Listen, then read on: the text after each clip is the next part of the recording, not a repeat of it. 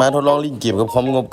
9,990,000 กีบหรือ 15,000 บาทท่านใดต้องการเบิ่งสเปคแบบละเอียดให้เข้าไปเบิ่งทางเพจและทาง TikTok ของเขาได้เลยเพราะเขาจะพิมพ์แบบละเอียดไว้ทางเพจและอธิบายแบบละเอียดไว้ทาง TikTok แล้วราคาปกติของคอมเครื่องนี้แม่น 10,990,000 กีบแต่ทางร้านเขาได้จัดโปรโมชั่นลดเหลือ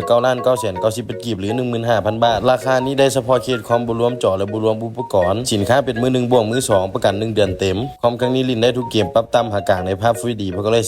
2080มื้อนี้เราจะมาลองอยู่3เกม GTA V Cyberpunk 2077และ Far Cry 6เกมแรกที่เราจะมาลองก็คือ GTA V การตั้งค่าต่างๆเราจะปรับเป็น Full HD เพราะก็เลย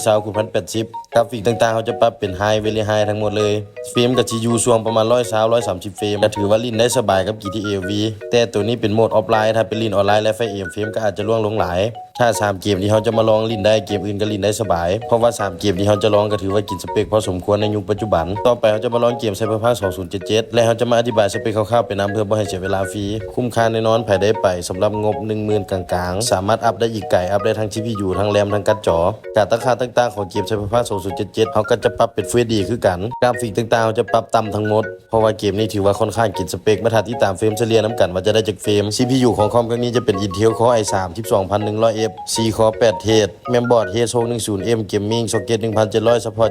72-73 แรม 16GB DDR4 บัตร 3216GB 1 แถวเฟรมเฉลี่ยออกมาแล้ว90กว่าเฟรมถือว่าลิ้นได้สบายกับเกม Cyberpunk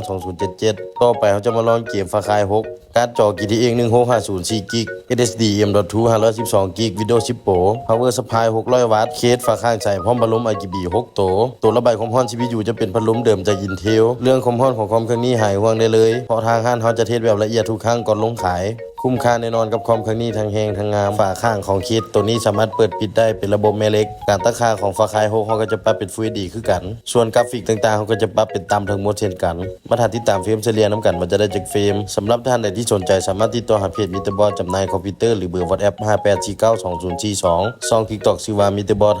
584ลูกค้านครหลวงสามารถมาเบิ่งตัวจริงได้มาลองลิ้นตัวจริงได้หรือภายในนครหลวงเขาสามารถจัดส่งให้ได้ถึงที่และลูกค้าต่างแขกเขาก็สามารถฝากขนส่งให้ได้ทั่วประเทศเช่นกันหรือมักสเปคใดสามารถแชทเข้ามาสอบถามได้ทางเขามีหลายสเปคหลายราคาเฟรมเฉลี่ยออกมาแล้ว80-90เฟรมก็ถือว่าลิ้นได้สบายกับ Far Cry 6ปรับต